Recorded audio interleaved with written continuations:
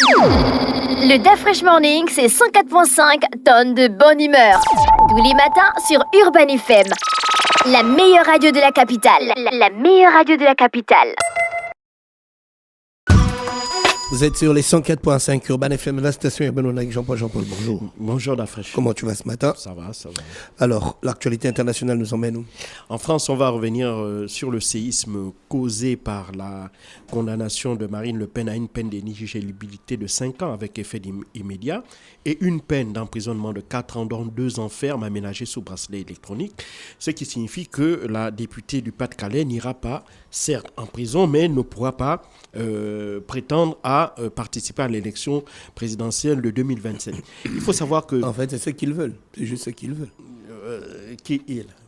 Les gars qui dirigent la France. En tout cas, c'est une partie de l'opinion, et notamment une partie de l'électorat de Marine Le Pen qui le pense, et même elle-même aussi, qui est passée dans un grand journal d'une grande chaîne parisienne, a expliqué qu'en réalité, il s'agissait d'un procès politique, puisque le tribunal correctionnel de Paris, qui l'a condamné, a évidemment, avec cette peine d'emprisonnement provisoire, elle lui permet certes de pouvoir continuer à exercer son mandat de député actuellement, mais lui couperait toute possibilité à tout mandat électif futur. Parce qu'il faut savoir que pour l'instant en France, dans la configuration de l'Assemblée nationale actuelle, il est peu probable que cette législation-là aille à son terme en raison de l'incapacité à pouvoir dégager une majorité.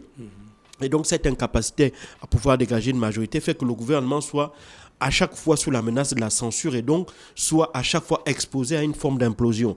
Et donc, comme ils ont le président Emmanuel Macron a jusqu'à juillet prochain pour être en capacité constitutionnellement à pouvoir, cette fois-ci encore, dissoudre le Parlement, donc il est fort à parier que d'ici la fin de l'année, cette Assemblée nationale-là sera une nouvelle fois dissoute par Emmanuel Macron. Et donc, dans la perspective à la fois des prochaines législatives anticipées et de la prochaine présidentielle de 2027, Marine Le Pen est un atout incontournable dans le paysage politique français dans la mesure où, avec cette condamnation, ou déjà dans la mesure où elle a une très grande expérience de la politique française, elle a été 2 fois au second tour de l'élection présidentielle, en 2027 et en 2022, face à Emmanuel Macron.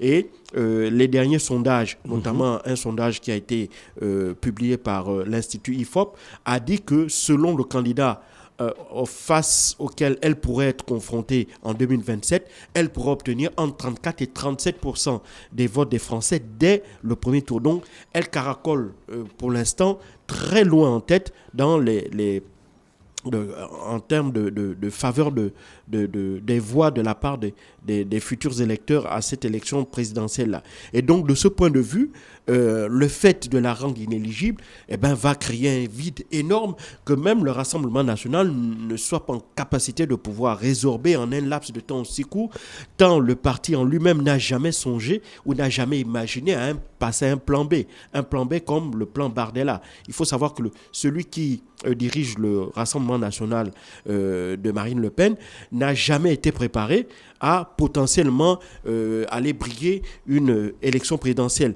Tout au plus, on lui reconnaît d'avoir certaines qualités, ces qualités-là qui lui ont permis notamment de mener avec beaucoup de succès les élections européennes qui ont permis justement au Rassemblement national de devenir le premier parti de France, mais on reconnaît aussi que malheureusement, il n'a pas mené une très bonne campagne pour les législatives puisque le Rassemblement national, même si le Rassemblement est venu en tête en termes de nombre de députés, mais il n'est pas parvenu à amener le Rassemblement national à obtenir la majorité absolue qui lui aurait permis à lui d'accéder à Matignon. Et donc, même si on reconnaît aussi que d'un point de vue politique, Marine Le Pen, elle reste l'atout majeur du parti puisque c'est elle qui a l'expérience, c'est elle qui incarne le mieux le parti et c'est surtout elle qui permet de maintenir la base électorale du parti, c'est-à-dire un parti qui est fortement ancré dans le monde ouvrier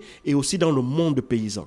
Maintenant, il faut savoir que Jordan Bardella, lui, il vient compléter, si tu veux, l'électorat de Marine Le Pen en attirant notamment les jeunes déçus du Parti des Républicains.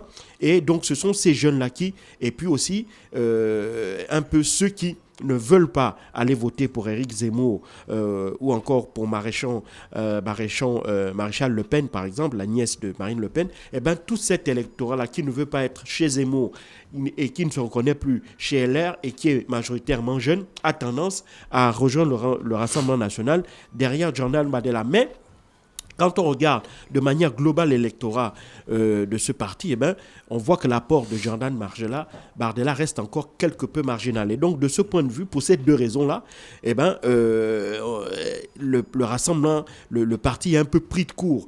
Et donc, pour l'instant, il lui reste 2 ans.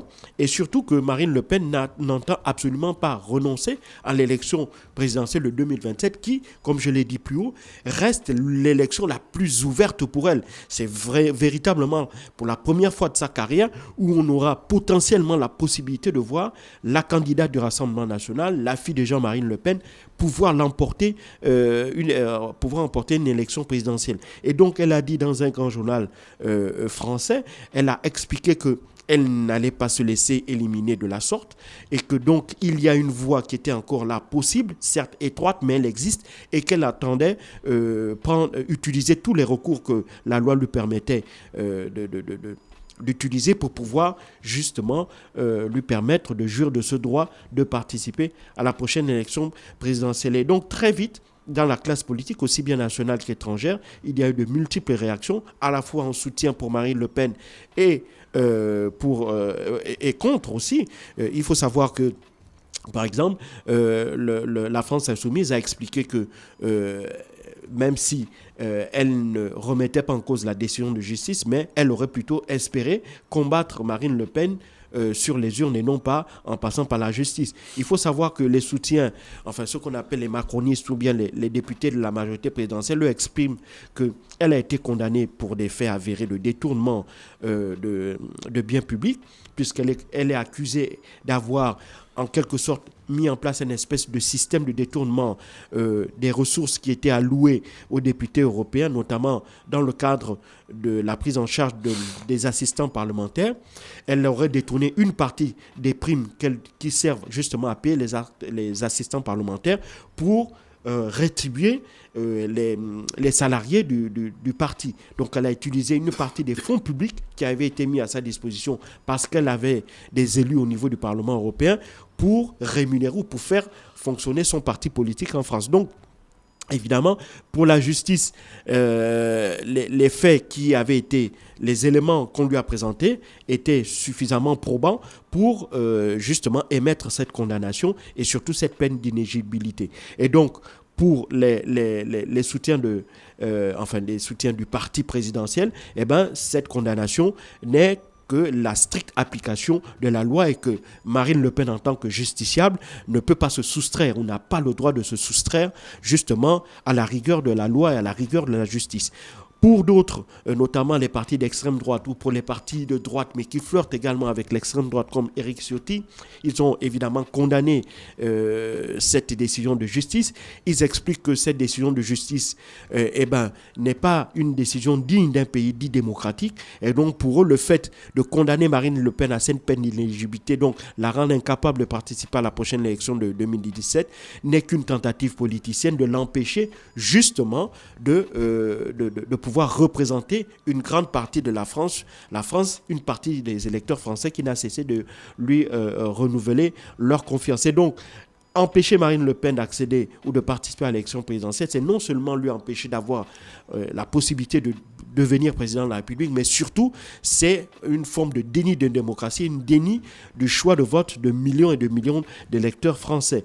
Et ces soutiens sont aussi allés du côté de l'étranger. On l'a vu, Elon Musk sur X, Viktor Orban, le Premier ministre hongrois, ou encore Donald Trump ont évidemment fustigé cette décision de justice, expliquant que la France, en quelque sorte, n'était plus devenue une véritable démocratie, n'était plus devenue un état de droit, puisque on se servait justement de la justice, des tribunaux, pour empêcher à des gens qui ont la légitimité des urnes à véritablement accéder à des emplois, accéder à des postes politiques. Et donc, pour eux, on se sert justement, la justice n'est plus là pour faire appliquer la loi, mais la justice est plutôt utilisée comme un instrument pour pouvoir soit stigmatiser, soit complètement mettre de côté des personnalités qui politiquement disposent de la légitimité nécessaire pour pouvoir conduire la destinée de leur pays. Et donc, on voit bien qu'aujourd'hui, évidemment, toute la question est de savoir maintenant, en cas d'inéligibilité, ou si Marine Le Pen,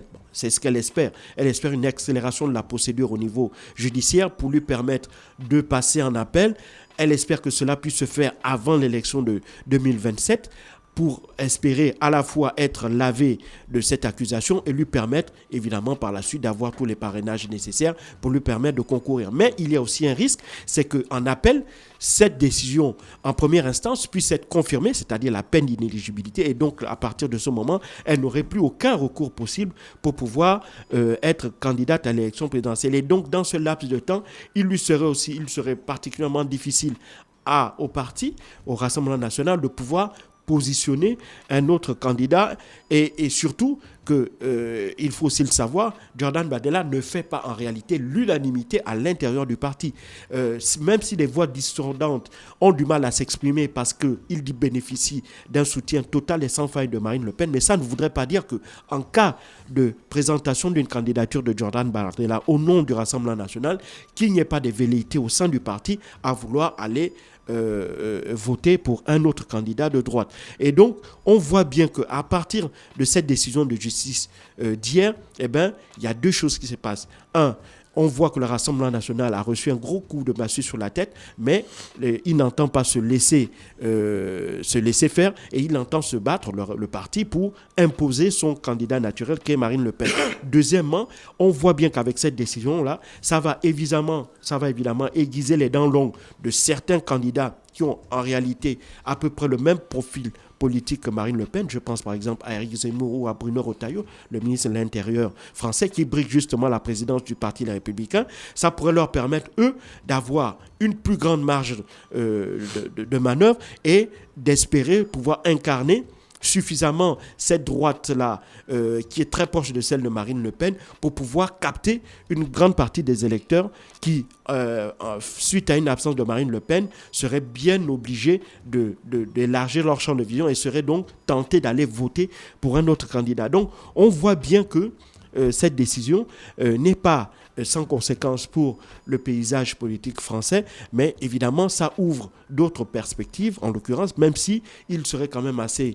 nous ne sommes qu'en 2025, en 2 ans, il peut encore se passer beaucoup de choses, même s'il est trop tôt pour pouvoir affirmer que Marine Le Pen ne sera pas candidate en 2027 et que effectivement il y a d'autres perspectives ou d'autres alternatives qui pourraient s'offrir, notamment à tous les acteurs politiques qui se disent de droite ou d'extrême droite.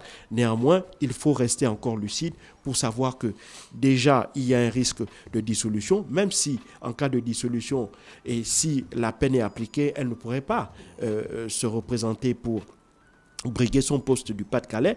Mais néanmoins, on voit que tout ça vient semer une espèce de doute et créer aussi une forme d'émulation, parce que c'est aussi une fenêtre d'opportunité pour quelques hommes politiques en maille de notoriété, en maille de légitimité, surtout dans le camp de droite. Merci Jean-Paul avec nous ce matin sur les 104.5. On va en musique, on se retrouve juste derrière.